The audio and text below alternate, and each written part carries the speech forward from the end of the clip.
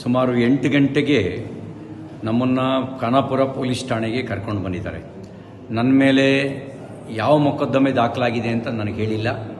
ನಾನು ಕೊಟ್ಟ ದೂರನ್ನು ಗಂಟೆಗಟ್ಟಲೆಯಿಂದ ಸ್ವೀಕಾರ ಮಾಡ್ದಲೇ ನಾನು 0 FIR ಹಾಕಿ ಅಂತ ಹೇಳ್ತಾ ಇದ್ದೀನಿ. ನಾನು ಕೊಟ್ಟ ದೂರನ್ನು ದಾಖಲಿಸ್ತಾ ಇಲ್ಲ. ಈಗ ಇಲ್ಲಿಂದ ಇನ್ನೆಲ್ಲಿಗೋ ಕರ್ಕೊಂಡು ಹೋಗುವಂಥ ಸಂಚು ನಡೆಸ್ತಾ ಇದ್ದಾರೆ. ಎಲ್ಲಿಗೆ ಕರ್ಕೊಂಡು ಹೋಗ್ತಾ ಇದ್ದಾರೆ ಅಂತ ಗೊತ್ತಿಲ್ಲ. ನನ್ನ ಜೀವಕ್ಕೆ ಅಪಾಯ ಇದೆ. ನನ್ನ ಜೀವಕ್ಕೆ ಏನಾದರೂ ಅಪಾಯ ಆದರೆ ಅದಕ್ಕೆ ಕಾರಣ ಇಲ್ಲಿರುವ ಕಾಂಗ್ರೆಸ್ ಸರ್ಕಾರ.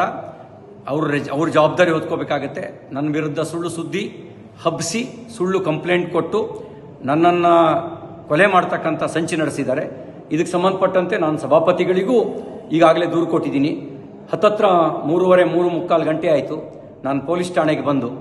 ಏನು ದೂರಿದೆ ಅಂತಲೂ ಹೇಳಿಲ್ಲ, ನಮಗೆ ಏನು ಬೇಕು ಅಂತಲೂ ಕೇಳಿಲ್ಲ. ಹೀನಾಯವಾಗಿ ನಡೆಸ್ಕೊಳ್ಳೋ ಕೆಲಸ ಮಾಡ್ತಾ ಇದ್ದಾರೆ. ಮತ್ತು ಇಲ್ಲಿಂದ ಎಲ್ಲಿಗೆ ಕರ್ಕೊಂಡು ಹೋಗ್ತಾರೆ ಅನ್ನೋದು ಕೂಡ ನನಗೆ ಸ್ಪಷ್ಟತೆ ಇಲ್ಲ.